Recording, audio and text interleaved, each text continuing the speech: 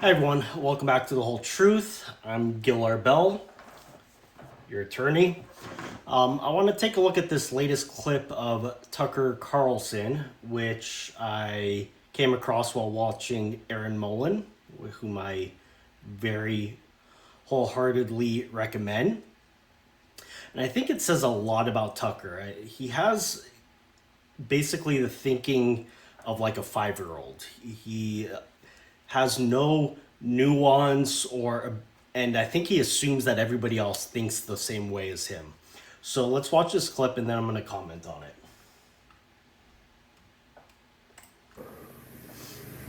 it. Are delusional for a bunch of different reasons. I don't think that's an Israeli specific phenomenon. We felt a little bit of that after 9/11 when people bought the lies about there were many lies about 9/11, but the net result was to convince Americans that they were under siege from global Islam, that there were a billion people trying to kill them. I felt this way myself.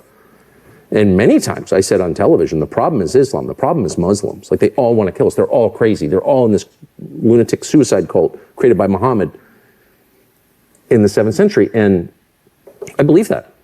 I was hysterical. I believed that. No, that's not true. Nothing about that is true. But I believed it. So it's a little harder for me to judge Israelis when they're like, every Arab, Christian or Muslim, it doesn't matter. Arabs are by definition committed to the extermination of Jews, and we must kill them before they kill us. Like, they believe that. So, as Tucker Carlson just admitted, after 9/11, he basically thought all Muslims wanted to kill Americans. Today he says it's ridiculous, and he's right. That is ridiculous. But then he goes around and he applies the same sweeping generality to Israel.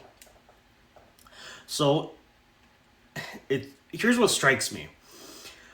It says a lot about Tucker because people in Israel are not so stupid. Now, 1 in 5 Israelis are Muslim. Okay? Walk down any street in Israel and you're going to see Muslims. They live with Israelis. They shop. They work. There's Muslim doctors, lawyers, members of Knesset. Nobody in Israel truly believes that all Muslims are terrorists. Okay, only a 5-year-old would say something like that or think something like that. Now, are there tensions? Of course, there's tensions. But notice how Tucker now swings to the other extreme. It's not that all Muslims are terrorists, but now he says there's no such thing as Islamic terrorism. It's completely overblown out of proportion. So he's swinging from all to none. And here's a piece of advice. Maybe, Tucker, there's somewhere in the middle. Maybe there's such a thing as some. There are some Islamic terrorists. Let's look at one thing for example, okay?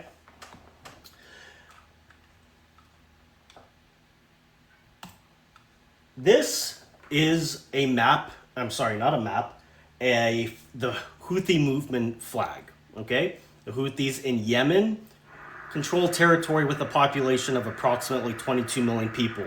That alone is more than the number of Jews around the world, right? And this is just one organization out of many, many, many.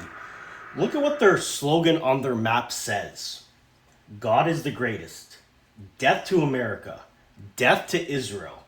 A curse upon the Jews. Victory to Islam. So, is it true to say that there's no such thing as Islamic terrorism? Or that there's no threat to Israel whatsoever? I mean, take a look at a map. Almost every country you see on this map, besides Europe, obviously, although there are some Islamic countries in the southern part of Europe, almost every other country you see, from Pakistan all the way to Morocco, is Islamic. See Israel? You have to zoom in to actually see the word Israel. Many of these countries, I mean, almost all of them, are hostile, openly hostile to Israel. Now, Israel has peace treaties with some of its neighbors after giving up land, but still the vast majority are hostile. So the irony is that Tucker is attributing his own past stupid generalization to Israelis, again applying another stupid generalization without having any nuance.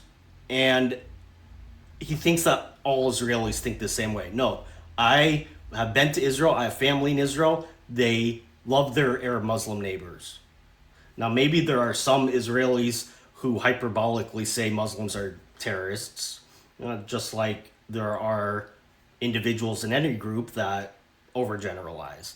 But to say that all Israelis are irrationally afraid of all Muslims is just projection. So it's another example of Tucker Carlson's stupidity and inability to understand the situation.